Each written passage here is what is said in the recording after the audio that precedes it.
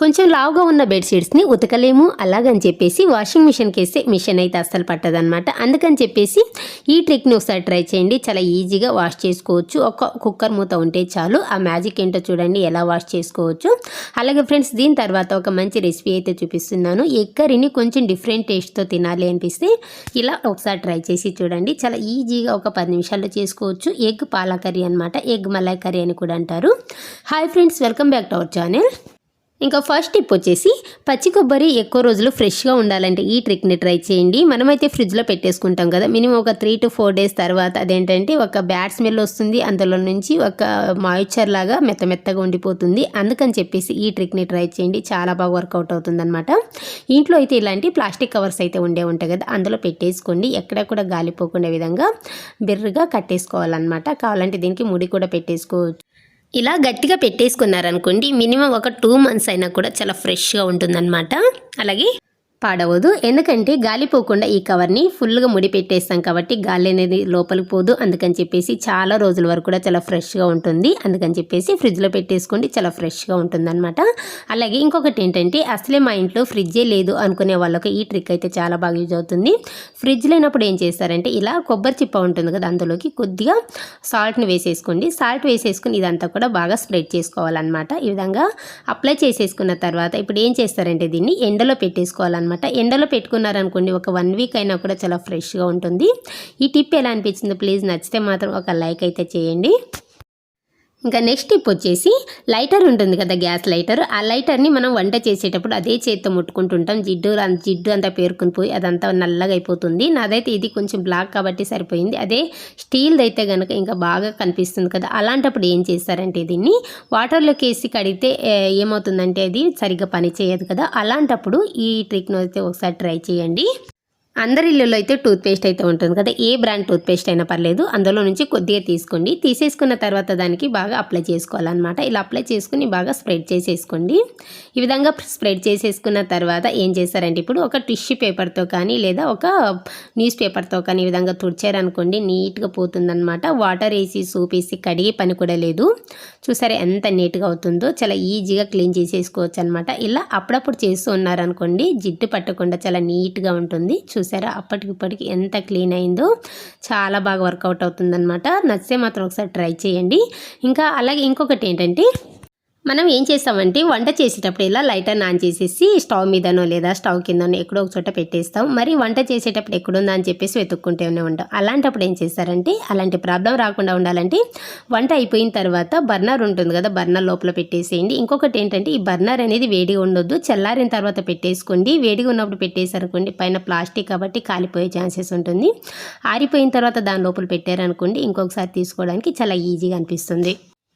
ఇంకా next tip వచ్చేసి, మనం నార్మల్గా అయితే చలికాలంలో కొంచెం లావు ఉన్న బెడ్షీట్స్ అయితే వేసుకుంటూ ఉంటాం కదా, డబల్ బెడ్షీట్స్. ఈ బెడ్షీట్స్ ఏమంటే, మనం వీటిని ఉతకలేము. అలాగని వాషింగ్ మిషన్కి వేస్తే వాషింగ్ మిషన్ అనేది అస్సలు పట్టదనమాట. అలాంటప్పుడు దీన్ని చాలా ఈజీగా క్లీన్ చేసేసుకోవచ్చు. ఏం చేస్తారంటే, ఈ ట్రిక్ను ఒకసారి ట్రై చేయండి. చాలా బాగా వర్కౌట్ అవుతుంది. చూసారా ఈ బెడ్షీట్ అయితే ఎంత లావుగా ఉందో. ఇంత లావుగా ఉన్నదాన్ని మనమైతే ఉతకలేము కదా. అందుకని చెప్పేసి ఇప్పుడు ఒక బౌల్ తీసుకుని అందులోకి ఒక 1/2 స్పూన్ వరకు బేకింగ్ సోడా, వంటకి యూజ్ చేస్తాం కదా ఆ సోడాని, ఒక 1/2 స్పూన్ బేకింగ్ సోడా వేసుకోండి. వేసుకున్న తర్వాత నెక్స్ట్ ఇందులోకి ఒక 1/2 స్పూన్ వరకు టాల్కమ్ పౌడర్, మనం ఫేస్కి యూజ్ చేస్తాం కదా అదే పౌడర్ని వేసేసుకోండి. నాదైతే ఎక్కువ డస్ట్ పట్టలేదండి, అందుకని చెప్పేసి మీకు చూపించడానికి కొద్దిగానే వేసుకుంటున్నాను.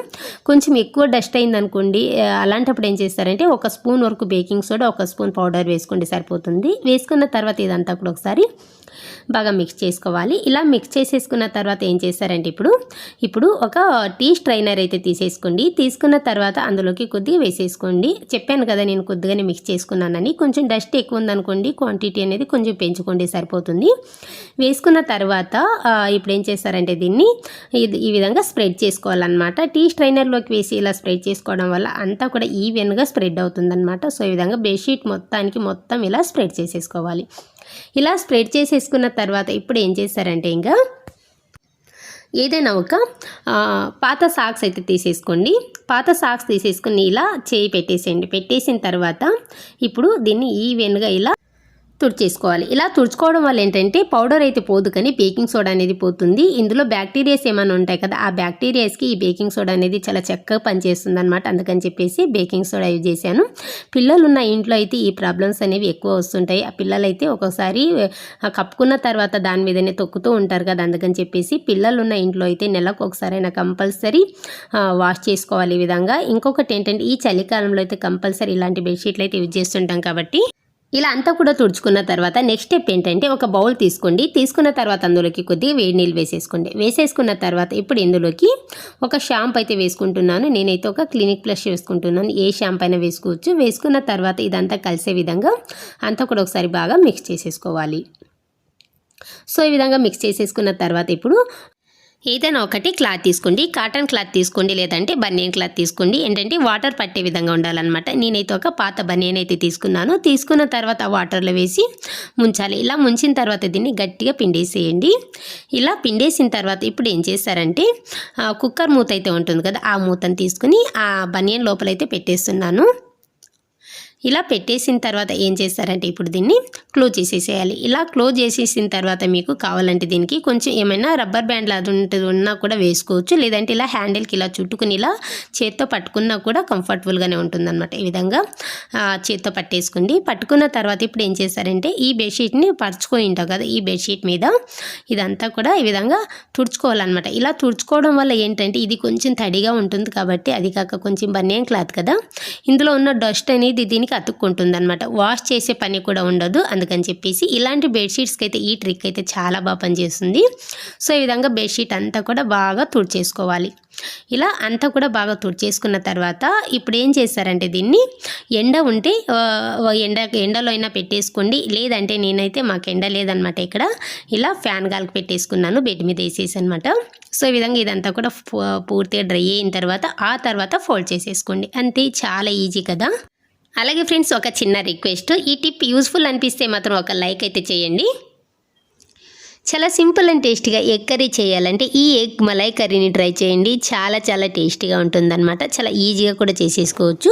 ఇంకా దీనికోసం ముందుగా ఒక మిక్సీ జార్ తీసుకుని అందులోకి మీడియం సైజు ఒక 2 ఉల్లిపాయలు ఈ విధంగా పెద్ద ముక్కలుగా కట్ చేసుకుని వేసుకుంటున్నాను, స్లైసెస్ లాగా. వేసుకున్న తర్వాత నెక్స్ట్ ఇందులోకి కారాన్ని బట్టి పచ్చిమిర్చి వేసుకోవాలి. నేనైతే ఒక 3 వేసుకుంటున్నాను, ఇవి కొంచెం కారంగానే ఉన్నాయన్నమాట.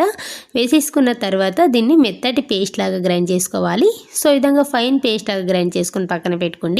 ఆ తర్వాత నేనైతే ఇక్కడ ఒక 4 గుడ్లు ఉడికించుకునే విధంగా 2 భాగాలుగా కట్ చేసుకుని పెట్టుకున్నాను. ఆ తర్వాత ఇప్పుడు స్టవ్ మీద ఒక ప్యాన్ పెట్టుకోవాలి. ప్యాన్ పెట్టేసుకున్న తర్వాత అందులోకి ఒక 2 స్పూన్ల వరకు ఆయిల్ వేసుకోవాలి. ఆయిల్ కాస్త హీట్ అయిన తర్వాత గ్రైండ్ చేసుకున్న మసాలాని యాడ్ చేసుకోవాలి. వేసేసుకున్నాక ఇప్పుడు మంటని లో ఫ్లేమ్లో పెట్టుకుని ఇదంతా కూడా ఒకసారి బాగా మిక్స్ చేసుకోండి. ఇలా మిక్స్ చేసుకుని ఇదంతా కూడా పచ్చివాసన అంతా పోయి ఈ మసాలా అనేది ప్యాన్కి సపరేట్ అయ్యేంత వరకు ఉడికించుకోవాలన్నమాట. సో వన్స్ ఈ విధంగా ప్యాన్కి సపరేట్ అయిన తర్వాత ఇందులోకి 1 స్పూన్ అల్లం వెల్లుల్లి పేస్ట్ వేసుకుని ఇది కూడా పచ్చివాసన పోయేంత వరకు ఫ్రై చేసుకోవాలి. సో ఈ విధంగా పచ్చివాసన పోయిన తర్వాత ఇప్పుడు మెయిన్ ఇంగ్రీడియంట్ వచ్చేసి ఒక 1/2 కప్ వరకు పాలు వేసుకుంటున్నాను. ఇవి వచ్చేసి కాచిన పాలు అనమాట. పచ్చి పాలు వేసుకోవద్దు, ఒక్కొక్కసారి విరిగిపోయే ఛాన్సెస్ ఉంటుందన్నమాట. అందుకని కాగి పెట్టుకున్న పాలే వేసుకోవాలి. వేసుకున్న తర్వాత నెక్స్ట్ ఇందులోకి రుచికి సరిపడా ఉప్పు వేసుకోండి. ఆ తర్వాత ఒక 1/2 టీ స్పూన్ వరకు వేయించిన జీలకర్ర పౌడర్ వేసేసుకోండి. నెక్స్ట్ ఇందులోనే ఒక 1/2 స్పూన్ వరకు మిరియాల పొడి. అందుకని పచ్చిమిర్చిని కొంచెం తక్కువ వేసుకోండి, మిరియాల పొడి వేస్తాం కాబట్టి. ఇంకా లాస్ట్లో ఒక 1/2 స్పూన్ గరం మసాలా వేసుకుని ఇదంతా కూడా కలుపుకొని ఒక 2-3 నిమిషాల పాటు ఉడికించుకోవాలి. ఒక 2-3 నిమిషాల లోపు చూడండి ఇది కొంచెం చిక్కగా వస్తుందన్నమాట. ఇప్పుడు ఇందులోకి ఎగ్స్ని యాడ్ చేసుకుంటున్నాను. ఎగ్స్ అయితే ఫ్రై చేయాల్సిన అవసరం లేదు, డైరెక్ట్గా వేసేసుకోవచ్చు అనమాట. ఈ విధంగా ఉల్టా చేసుకుని వేసుకోండి. ఇలా ఉల్టా చేసుకుని వేసుకోవడం వల్ల ఏంటంటే లోపల ఉన్న ఎల్లో సోన్ అనేది బయటికి రాకుండా ఉంటుంది. అలాగే మసాలా కూడా చక్కగా పడుతుంది అనమాట. సో వేసేసుకున్న తర్వాత ఇప్పుడు దీనికి మూత పెట్టేసి ఒక 5 నిమిషాల పాటు ఉడికించుకోవాలి. 5 నిమిషాల తర్వాత ఇప్పుడు వీటిని టర్న్ చేసేసుకోండి అన్నిటిని కూడా. చూసారా ఎగ్స్ అనేవి అంటే లోపల ఎగ్ సోనా అనేది ఎక్కడ కూడా అంటే బయటికి రాలేదు, చక్కగా పడుతుంది.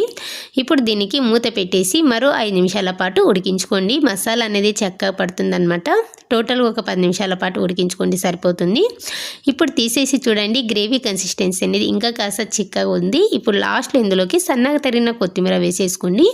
కొత్తిమీర కొంచెం ఎక్కువ వేసుకోండి, దీనికి టేస్ట్ అనేది బాగుంటుంది. ఇంకా కొంచెం ఎక్కువగానే వేసుకోండి, నేనైతే ఇంకా కొద్దిగా తక్కువగానే వేసాను. వేసుకున్న తర్వాత ఇదంతా కూడా ఒకసారి బాగా మిక్స్ చేసుకోవాలి. ఈ కర్రీ ఏంటంటే చూడడానికి తెల్లగా కనిపించినా కూడా టేస్ట్ అనేది చాలా చాలా బాగుంటుంది. చాలా సింపుల్గా చేసుకోవచ్చు అనమాట, చాలా తక్కువ మసాలాలతో చాలా ఈజీగా అయిపోతుంది.